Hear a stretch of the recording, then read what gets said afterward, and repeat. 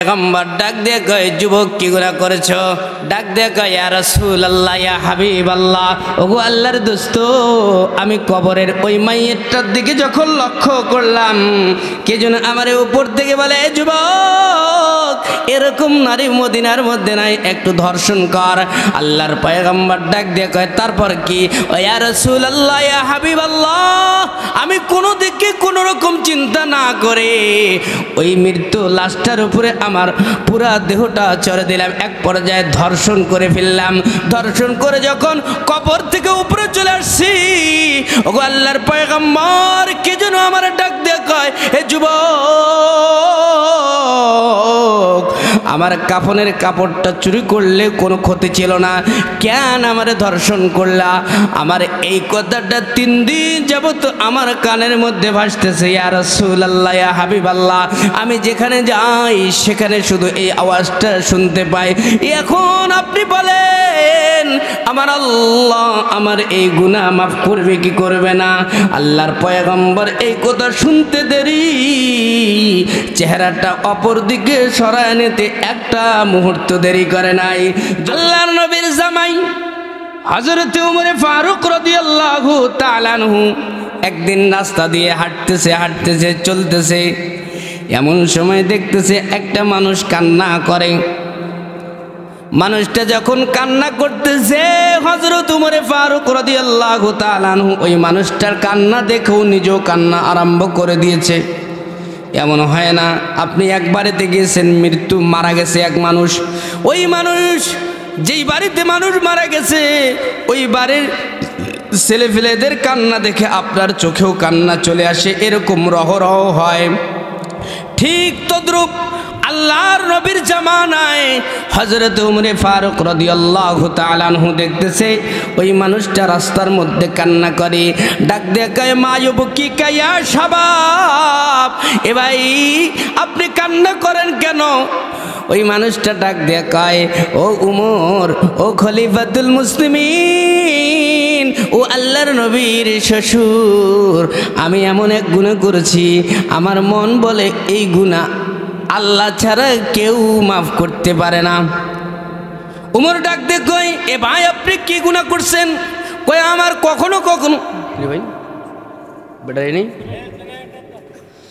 আল্লাহর পয়গম্বরের জামাই হযরত ওমর ফারুক রাদিয়াল্লাহু তাআলা আনহু রাস্তা দিয়ে চলতেছে এমন সময় দেখে একজন মানুষ কান্না করে এই কথাই তো বলতেছিলাম তাই না ডাক দিয়া হযরত ওমর ফারুক রাদিয়াল্লাহু তাআলা আনহু ডাক দিয়া কয় মা ইউবকি কায়া শাবাব হে যুবক কান্না করো কেন ডাক দিয়া কয় আমি এমন এক গুনাহ করেছি আমার মন বলে আমার আল্লাহ বুঝি আমার গুনাহ মাফ করবে না ওমর ডাক দিয়া কয় এস যুবক কি গুনাহ করেছো তাড়াতাড়ি আমারে বলো কয় না তোমারে বলা যাবে না আমার গুনার বর্ণনা যদি দেই আমার মন বলে আসমানের থেকেও আমার গুনাহ এর থেকে বেশি বড় কয় যুবক কি গুনাহ করেছো সেই বর্ণনাটা দাও কয় না তোমাকে বলতে পারবো না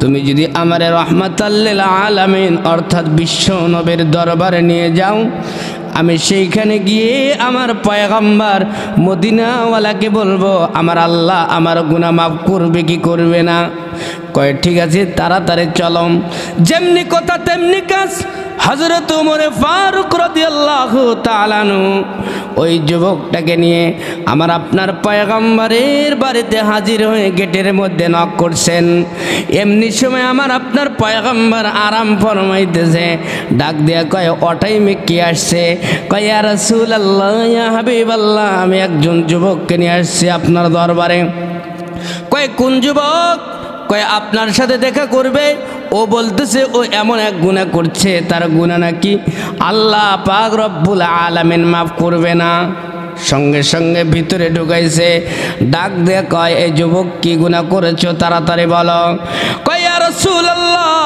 ইয়া হাবিবাল্লাহ ওগো আল্লাহর দোস্ত আমার গুনার কথাটা শুধু আপনাকে বলবো দুনিয়ার কোনো মানুষকে বলতে চাই না আপনার শ্বশুর এই জায়গায় হযরত ওমর আছে একে একটু ঘর থেকে বাহির করে দেন যে উপকার করার জন্য নিয়ে আসছে তাকে কি করতেছে? আল্লাহর পয়গম্বর ডাক দিয়ে কই ওমর একটু বাইরে যাও। ডাক দিয়ে কই যুবক তুমি কি গুনাহ করেছো একটু বলো। যুবক ডাক দিয়ে কই ইয়া রাসূলুল্লাহ ইয়া হাবিবাল্লাহ আমি যেই গুনাহ করছি এই গুনার বহর আসমানের থেকে বড় জমিনের থেকে বড়। আমার মন বলে আমার আল্লাহ আমার গুনাহ মাফ করবে না। আল্লাহর পয়গম্বর ডাক দিয়ে কই যুবক রে কি গুনাহ করেছো তা বলো, তাড়াতাড়ি বলো। কয় ইয়া রাসূলুল্লাহ ইয়া হাবিবাল্লাহ আমি ইসলাম গ্রহণ করার 19 দিন হয়েছে। কয়দিন? আমি 19 দিন আগে ঈমান গ্রহণ করেছি, কালিমা পড়েছি, ঈমান আমার অন্তরে এনেছি। ইয়া রাসূলুল্লাহ ইয়া হাবিবাল্লাহ 3 দিন আগে আমি ইসলাম গ্রহণ করার আগে আমি যেই পেশায় নিয়োজিত ছিলাম পয়গম্বর, আমি যেই কাজ করতাম আমার পেশা ছিল কাফনের কাপড় চুরি করা। কি করা? জোরে বলেন কি করা? কাফনের কাপড় চুরি করা। ইয়া রাসূলুল্লাহ ইয়া হাবিবাল্লাহ 3 দিন আগে ও পয়গম্বর আমি কাফনের কাপড় চুরি করা বাদ দিয়ে দিয়েছি, কিন্তু গত 3 দিন আগে আমি যখন ঘুমের ঘরে যাব আমার অন্তরের মধ্যে শয়তান ওয়াসওয়াসা দেয় যুবক রে দেখ না মদিনার মধ্যে একজন সুন্দর যুবতী মারা গেছে, তার কবর দেওয়া হয়েছে, জানা এটাই লাশ, কাপনের কাপড় চুরি করা, আর কাপনের কাপড় চুরি করতে হবে না। এই যুবক আল্লাহর পয়গম্বর ডাক দেয়া কয় তারপর কি? কয় ইয়া রাসূলুল্লাহ শয়তানের ওয়াসওয়াসায় পড়ে আমি এক পর্যায়ে মদিনার কবরস্থানে চলে গেলাম। যাওয়ার পর ওই কবরটা ফাঁক করলাম, মাটিগুলো সরাইলাম, সরার পর দেখতেছি সুন্দর একটা যুবতী মানুষ ওই কবরের মধ্যে শায়িত। আমি টান দিয়ে কাপড়টা নিয়ে আসলাম। আমি যখন কাপনের কাপড়টা নিয়ে কবরের উপরে উঠছি আর শয়তানে ওয়াসওয়াসা দিচ্ছে, এই যুবক দেখো না, এ যুবক একটু লক্ষ্য করে দেখ কবরের মধ্যে এমন এক সুন্দরীর উপসে যুবতী শায়িত অবস্থায় আছে, একটু নজর দিয়ে দেখ। ও আল্লাহর পয়গম্বর আমি নজর দিয়ে দেখতেছি মদিনার মধ্যে এমন কোন যুবতী নারী আমার আর চোখে পড়ে নাই। ওগো আল্লাহর পয়গম্বর আমাকে কে যেন ওয়াসওয়াসা দেয়। ভাই কি রে ভাই কারণ আসছে দেখি 2 মিনিট সময়টা শেষ করে দিই, আমি তো একটা পয়েন্টে যাব। আপনি বুঝেন না 2 মিনিট বললে তো শেষ হয়ে যায়। আল্লাহর পয়গম্বর ডাক দিয়ে কয় যুবক কি গুনাহ করেছো? ডাক দিয়ে কয় ইয়া রাসূলুল্লাহ ইয়া হাবিবাল্লাহ ওগো আল্লাহর দোস্ত আমি কবরের ওই মাইয়েরটার দিকে যখন লক্ষ্য করলাম কে যেন আমারে উপর থেকে বলে এ যুবক এরকম নারী মদিনার মধ্যে নাই, একটু ধর্ষণ কর। আল্লাহর পয়গম্বর ডাক দিয়ে কয় তারপর কি? ও ইয়া রাসূলুল্লাহ ইয়া হাবিবাল্লাহ আমি কোনো দিকে কোনো রকম চিন্তা না করে ওই মৃত্যু লাশটার উপরে আমার পুরা দেহটা চড়ে দিলাম, এক পর্যায়ে ধর্ষণ করে ফেললাম। ধর্ষণ করে যখন কবর থেকে উপরে চলে আসছি ওগো আল্লাহর পয়গম্বর কে যেন আমার ডাক দিয়ে কয় এ যুবক আমার কাফনের কাপড়টা চুরি করলে কোনো ক্ষতি ছিল না, কেন আমারে ধর্ষণ করলা? আমার এই কথাটা 3 দিন যাবত আমার কানের মধ্যে ভাসতেছে। ইয়া রাসূলুল্লাহ ইয়া হাবিবাল্লাহ আমি যেখানে যাই সেখানে শুধু এই আওয়াজটা শুনতে পাই। এখন আপনি বলেন আমার আল্লাহ আমার এই গুনাহ মাফ করবে কি করবে না? আল্লাহর পয়গম্বর এই কথা শুনতে দেরি চেহারাটা অপর দিকে সরায় নিতে একটা মুহূর্ত দেরি করে নাই। যখন এই অবস্থা দেখছে যুবক দেখা মাত্রই ওই জায়গায় আর দেরি করে নাই, কারণ আল্লাহর নবী যদি বলে এ যুবক তোমার গুনাহ আল্লাহ মাফ করবে না তাহলে মাফ করা হইতো না, তোমার গুনাহ আল্লাহ মাফ করবে তাহলে মাফ করা হইতো। যেই নবী হ্যাঁ বললে শরীয়তের মধ্যে হালাল হয়ে যায়, যেই নবী না বললে শরীয়তের মধ্যে হারাম হয়ে যায়। ওই যুবক সঙ্গে সঙ্গে এই পরিস্থিতি দেখে পাহাড়ের পদদেশে চলে গেছে। 40 দিন অতিবাহিত হয়ে গেছে। আল্লাহ পাক রব্বুল আলামিন জিবরাইল আমিনকে পাঠায় ডাকতেছে, জিব্রাইল যাও আমার বন্ধুর কাছে গিয়ে বলো আমার বন্ধু মানুষদের গুনাহ মাফ করে নাকি আমি আল্লাহ মাফ করি। আপনারা একটু আওয়াজ করে বলেন, একটু জবাব দেন, গুনাহ মাফকারী একমাত্র কে? জোরে বলেন, গুনাহ মাফকারী কে? জিবরাইল আমিন ডাক দেখা, ইয়া রাসূলুল্লাহ, ইয়া হাবিবাল্লাহ, আপনি বলেন আপনি মানুষকে তৈরি করছেন নাকি আমার আল্লাহ তৈরি করছে? এই অজগবি এই অনার্থক প্রশ্নগুলো শুনে আল্লাহর নবী ডাক দেখা, ইয়া রাসূলুল্লাহ, ইয়া হাবিবাল্লাহ, ওগো জিবরাইল ভাই আপনি এই সমস্ত প্রশ্ন করতেছেন কেন? আল্লাহ আমারে পাঠাইছে প্রশ্ন করার জন্য। কেন? কয় 40 দিন আগে আপনার এখানে একজন যুবক আসছে, আপনি তার গুনার বর্ণনা শুনে আপনি হাও বলেন নাই, নাও বলেন নাই, সেজন্য আমার আল্লাহ পাঠাইছে আর আপনাকে জানায় দিছে ওই মানুষটাই এমন তওবা করছে, আমার আল্লাহ তার তওবার উপর খুশি হয়ে তার জিনার গুনাহ আমার আল্লাহ মাফ করে দিয়েছে। সুবহানাল্লাহ।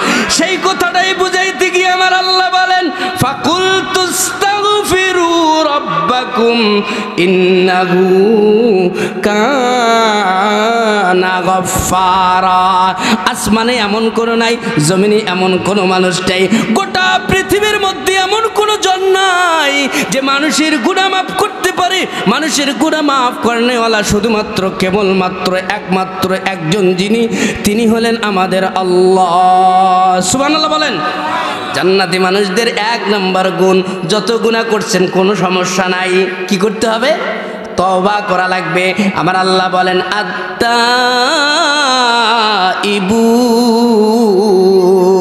জান্নাতে যারা যাবে তাদের 1 নম্বর গুণ হলো তারা তওবাকারী হবে। কি কারী? তওবাকারী। স্ত্রীকে ধমক দিয়েছেন, স্ত্রীর কাছে মাফ চাইবেন, তওবা করবেন, আর স্ত্রীর সাথে খারাপ ব্যবহার করব না। নামাজ পড়বে, নামাজ পড়েন না, আল্লাহরে বলবেন আল্লাহ আর নামাজ কাজা করব না। আপনি মানুষদের হক মেরে দিয়েছেন, ওই মানুষদের কাছে গিয়ে বলেন ভাই আমার ভুল হয়ে গেছে, আর হক মারব না, নষ্ট করব না। এই সমস্ত গুণ যদি অর্জন করতে পারেন আর তওবা করতে পারেন, আমার আল্লাহ বলেন বান্দা মরতে দেরি, আল কবরু রাউযাতুম মিন রিয়াজিল জান্নাহ আও হুফরাতুম মিন হুফারিন নার, তোমার কবরটা আল্লাহর জান্নাত হইতে একটা মুহূর্ত দেরি হবে না। সুবহানাল্লাহ। 1 নম্বর গুণ কি? তওবা। কি? 2 নম্বর গুণ আমার আল্লাহ বলেন আল আবিদুন। সুবহানাল্লাহ বলেন। 2 নম্বর গুণ ইবাদত করা লাগবে। কি? শুধু নামাজ পড়া ইবাদত, শুধু রোজা রাখা ইবাদত না, না না বন্ধু। শুধু হজ করছেন এটারে ইবাদত বলা হয় না, শুধু নামাজ পড়ছেন এটারে ইবাদত বলা হয় না। আপনার যখন থেকে বুঝ আসছে, আপনি যখন থেকে আপনার উপর নামাজ ফরজ হয়ে গেছে, এই আয়াতের তাফসীর করতে গিয়ে আল্লামা কাজী সানাউল্লাহ পানিপতি রহমাতুল্লাহি আলাইহি লেখেন আল আবিদুনের তাফসীর। এমন কতগুলো মানুষ আছে শুধু নামাজ পড়ে, শুধু রোজা রাখে, শুধু হজ করে, শুধু ভালো কাজ করে, আমার আল্লাহ পাক রব্বুল আলামিন বলে না না না, এগুলোরে শুধু ইবাদত বলা হয় না। ইবাদত বলা হয় যখন থেকে বুঝ হয়েছে মৃত্যু পর্যন্ত গোটা জিন্দেগি আল্লাহর হুকুমে নবীর তরিকায় জীবন পরিচালনা করাটার নামেই হলো ইবাদত করা। সুবহানাল্লাহ বলেন। আপনি বাথরুমে গেছেন, এটাও ইবাদত। এটাও কি? এটা কি? ইবাদত। ডান পা বাম পা আগে দিছেন, দোয়া পড়ছেন, বাথরুম হাজত সারছেন, সব কিছু করছেন পয়গম্বরের নিয়মে। আমার নবী বলেন একটা মানুষ সুন্নত নামাজ মসজিদে মসজিদে দাঁড়ায় দাঁড়ায় পড়ছে, ইবাদত কারে কয়? আপনি বাথরুমে গেছেন নিজের হাজত সারার জন্য, আরেকজন মানুষ মসজিদে দাঁড়ায়া দাঁড়ায়া সুন্নত নামাজ পড়ছে আল্লাহর জন্য। কার জন্য? আর বাথরুম করছেন আল্লাহর জন্য, নিজের জন্য বলে না, কার জন্য? বাথরুম করি আমি নিজের জন্য, কিন্তু দোয়া পড়ে বাথরুমে ঢুকছি সুন্নত তরিকা অনুযায়ী। আমার আল্লাহর পয়গম্বর যেভাবে বাথরুম করতে বলছে ওইভাবে বাথরুম করছি। পয়গম্বরে দু আলম মদিনাওয়ালা নবী বলেন, ওই মানুষটা মসজিদে দাঁড়া নামাজ পড়ে যে সওয়াব পাইছে, আপনি বাথরুম করেও নিজের হাজত সেরে আমার আল্লাহ আপনার আমল নামায় একই সওয়াব দিছে। সুবহানাল্লাহ বলেন। অনেক মানুষ আছে কয় মানুষটা নামাজ পড়ে না, সুন্নত পড়ে না, এই মানুষটা নফল পড়ে না। সুন্নত নফল পড়নেওয়ালা ব্যক্তি শুনে নাও, যে মানুষটা কাজের তাগিদে সংসারের তাগিদে নফল পড়তে পারে না, আপনি নফল পড়েন, ওই মানুষটা নাঙ্গল জোঙাল নিয়ে ক্ষেতের মধ্যে চলে গেছে, আর আপনি মসজিদে দাঁড়ায় নফল ইবাদত করতেছেন, ওই মানুষটা হাল চাষ করতেছে, ক্ষেত লাগাইতেছে, রোয়া চাষ করতেছে। আমার নবী বলেন, ওই মানুষটা রোয়া চাষ করে সওয়াব পায়, আর তুমি নামাজ পড়ে যেই সওয়াব পাও একই সওয়াব, এর মধ্যে কোনো ভেদাভেদ নাই। সুবহানাল্লাহ। মানে জীবনের সব কাজ রসুলের তরিকায়। কিসের তরিকায়? আপনার চুল কাটাটা হবে মেরাডানোর তরিকায়, মেসি কার তরিকায়? আমার পয়গম্বর রহমতে আলম নবী, নবী দুজাহান, সাহাবীরা আতর বানায় ওই নবীজির ঘাম, সাহাবীরা আতর বানায় ওই নবীজির ঘাম। নবীর শান কি বলবো? আপনি কার প্রেমে পড়লেন? কার জন্য তার স্টাইলে চুল ছাড়তেছেন? কার জন্য তার স্টাইলে শার্ট বানাইতেছেন, স্যুট পরতেছেন? আমার নবী বলেন, না না না, এ দুনিয়ার মানুষরা মানুষের প্রেমে পড়িও না, আমার ইত্তেবা করো, আমার অনুসরণ করো, আমি নবীর অনুসরণ করো। আমি নবী তোমাদেরকে নিয়ে হাত ধরে তোমাদেরকে জান্নাতে নিয়ে আসবো। সুবহানাল্লাহ। সেজন্য মাথার চুল কাটতে হবে আমার নবীর তরিকায়, নিজের সন্তানকে শিক্ষিত বানাইতে হবে আমার নবীর তরিকায়, নিজের ছেলেকে, নিজের মেয়েকে, নিজের স্ত্রীকে, নিজের বউকে, যত পরিবারে যত সদস্য আছে বন্ধু, সমস্ত মানুষকে আল্লাহর নবীর স্টাইলে দুনিয়ায় যাপন করতে হবে। দুনিয়ায় যদি আল্লাহর নবীর স্টাইলে জীবন যাপন আমরা করতে পারি, দুনিয়াতে শান্তি, আখিরাতে মুক্তি দিবেন কে? আল্লাহ। সেজন্য চুল কাটবেন আমার নবীর স্টাইলে, দাড়িটা যেন হয় শাকিব খানের মতো। কার মতো? হাউ বলেন, শাকিব খানের দাড়ি আছে? আল্লাহ, দাড়ি কেন কাটেন বলেন তো? মানে কথার মধ্যে কথা চলে আসে। দাড়ি কাটা ছাটা জায়েজ আছে? মুফতি সাহেব হুজুর বলছে বলে দাড়িগুলা কাটেন বলছে? বড় হুজুর বলছে কি আপনি দাড়ি কাটলেন কেন? কে আপনারা দাড়ি কাটতে বললাম? কে আপনারে বুঝাইলো দাড়িটা কাটেন, দাড়িটা চাচেন? না না না, পয়গম্বর বলেন, ক্বালান নবী সাল্লাল্লাহু আলাইহি ওয়াসাল্লাম, মান কাতা আলিয়াদিন নবী সাল্লাল্লাহু আলাইহি ওয়াসাল্লাম, যে ব্যক্তিটা একবার দাড়ির মধ্যে বেলেট লাগায়, ওই মানুষটা আমার পয়গম্বরের কলিজার মধ্যে একবার বেলেট দিয়ে আঘাত দেয়। নাউজুবিল্লাহ বলেন। এমন কোন মানুষ আছে পয়গম্বরের কলিজার মধ্যে বেলেট লাগাবে? আছে? আরে আমি তো নিজেই মক্কা মদিনা গিয়ে দেখে এসেছি। অনেক মানুষ মদিনায় নবীর কবরের কাছে গিয়ে যখন নবীর সালাম দিয়ে দেয়, আসসালাতু আসসালামু আলাইকা ইয়া রাসূলুল্লাহ, প্রেম আর মোহাব্বত আবেগ দিয়ে সালাম দেয়। সালাম দিতে গিয়ে কান্না করতে করতে বেহুশ হয়ে জমিনের মধ্যে পড়ে যায়। শুধু জমিনের মধ্যে পড়ে গিয়ে ক্ষান্ত হয় না, এক পর্যায়ে শুনে জমিনের মধ্যে আমার রসুলের মোহাব্বতে ওই মানুষটা দুনিয়া থেকে বিদায় নিয়ে চলে গেছে। মোহাব্বত কি? রসুলের মোহাব্বত। আর বেলেট লাগাবে মানে? বেলেট তো লাগায় নারীর জন্য, বেলেট তো লাগায় শালীর জন্য, বেলেট তো লাগায় পাড়াতো বোনের জন্য, জেলাতো বোনের জন্য, খালাতো বোনের জন্য। কথা বলেন ঠিক কি না?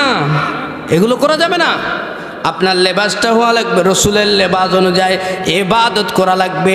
জীবনের সমস্ত কাজ, আপনি ব্যবসা করেন, ব্যবসাটাও ইবাদত, আপনি নামাজ পড়েন, এটাও ইবাদত, আপনি হজ করেন, এটাও ইবাদত, আপনি কৃষিকাজ করেন, সেটাও ইবাদত। জীবনের সকল কাজ করতে হবে আমার আল্লাহ এবং রসুলের তরিকা অনুযায়ী। 2 নম্বর গুণটা যদি মানুষ ফলো করতে পারে, আমার আল্লাহ বলেন তোমার জান্নাতি বলে দাবি করা লাগবে না। আমি পয়গম্বর, আমি আল্লাহ আমার পয়গম্বরের দ্বারা ঘোষণা দিয়ে দিলাম, ওই মানুষটা অচিরেই মরার সাথে জান্নাতের মালিক হয়ে যাবে। সুবহানাল্লাহ। 3 নম্বর জান্নাতি মানুষদের গুণ আমার আল্লাহ বলেন আল হামিদুন। আল্লাহু আকবার। আল হামিদুন, প্রশংসাকারী হবে। কি হবে? প্রশংসাকারী। সুখে থাকলেও আলহামদুলিল্লাহ। হুজুর আমার থাকার বাড়ি নাই, হুজুর আমার খান ভালো নাই, হুজুর আমার চাকরি নাই, এই নাই সেই নাই, কোনো ক্লেম আমার আল্লাহকে দেওয়া যাবে না। দেওয়া যাবে? যেই হালতে আছেন। অনেক মানুষ বলে হুজুর আমার সুন্দর জুতা নাই, আমি স্টেশনে গিয়ে দেখলাম এক মানুষের পায়ে নেই। এরকম মানুষ নাই, পা নাই, শুধু এরকম করে চলতেছে, এরকম মানুষ নাই। ঘুরতেছে, দেখেন নাই আপনারা? চোখ কি কানা হয়েছে? হুজুর আমার ভিটা নাই থাকার। আমার আল্লাহ বলেন সদা সর্বদাই সুখে থাকলেও খুশি হয়ে বলুন আলহামদুলিল্লাহ, দুঃখে থাকলেও কষ্ট করে ধৈর্য সহকারে বলতে থাকেন আলহামদুলিল্লাহ। আমার আল্লাহ আপনার সম্পদ দেয় নেই তো কি হয়েছে? আপনার 2টা চোখ দিছে, দেয় নেই? 2টা চোখ নাই আপনার? এই 2টা চোখের দাম কত জানেন? জানেন না? কান দিছে, কান, কথা বলেন, হাউ বলেন, কান আছে না নাই? মনে মনে ভাবতেছেন এ হুজুর আবার কি ওয়াজ করেছে, অন্য স্টাইলের ওয়াজ না, এইগুলাই ওয়াজ। কান আছে না নাই? কানের মধ্যে কয়টা ছিদ্র বলেন না? কয়টা? জোরে বলেন, কয়টা ছিদ্র? 2টা কানে 2টা ছিদ্র, কিন্তু শব্দ কতগুলো শুনেন আপনি? কি মেলা, কি বউ, এটা নিয়ে কখনো চিন্তা করছেন? 2টা কানের মধ্যে 2টা ছিদ্র, 2টা ফল্লা, কি 2টা ছিদ্র। আমার আল্লাহর কেন আপনি প্রশংসা করবেন না? আমার আল্লাহর কদমে কেন আপনি সেজদা দিবেন না? আমার আল্লাহ 2টা ডিজিটাল কান দিছে। কি কান? ডিজিটাল কান। ডিজিটাল বাংলাদেশ শুধু নয়, ডিজিটাল কান দিছে। আপনি ঘুমায় আছেন, আপনার স্ত্রী ডাক দিছে, এ আব্দুল্লাহ রাব্বু, আপনি কি কখনো ভাবছেন এটা আমার মা ডাকতেছে? আপনার স্ত্রী ডাকছে, আপনি ঘুমিয়ে আছেন, আপনি কি মনে করছেন এটা আমার মা ডাকছে?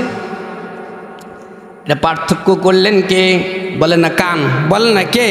অনেক মানুষ আছে আমার আল্লাহর উপর ক্লেম দেয়, তোহমত লাগায় যে আমারে গরিব বানাইছে, আমার টাকা পয়সা নাই। আমার আল্লাহ বলেন না না গোলাম রে, তুমি এইরকম ক্লেম আর তোহমত দিও না। আমি তোমার থেকে অনেক মানুষকে গরিব বানাইছি। অনেক মানুষ বলে আমার চোখ নাই, অনেক মানুষ বলে আমার কান নাই, আমার হাত নাই, পা নাই। আমার আল্লাহ বলেন যার যতটুকু জিনিস আছে তা নিয়েই প্রশংসা করতে হবে। যদি সুখে থাকি খুশি হয়ে আমার আল্লাহর প্রশংসা করতে হবে। আলহামদুলিল্লাহ রব্বানা লাকাল হামদ হামদান কাসীরান তাইয়িবান মুবারাকান ফি ইয়া রাব্বি লাকাল হামদু কামা ইয়ানবাগি লিজালালি ওয়াজহিক ওয়া আযীমি সুলতানি। যদি অসুস্থতায় থাকি, যদি কষ্টের মধ্যে থাকি, আমার আল্লাহ বলেন সবর করো, ইন্নাল্লাহা মা'আস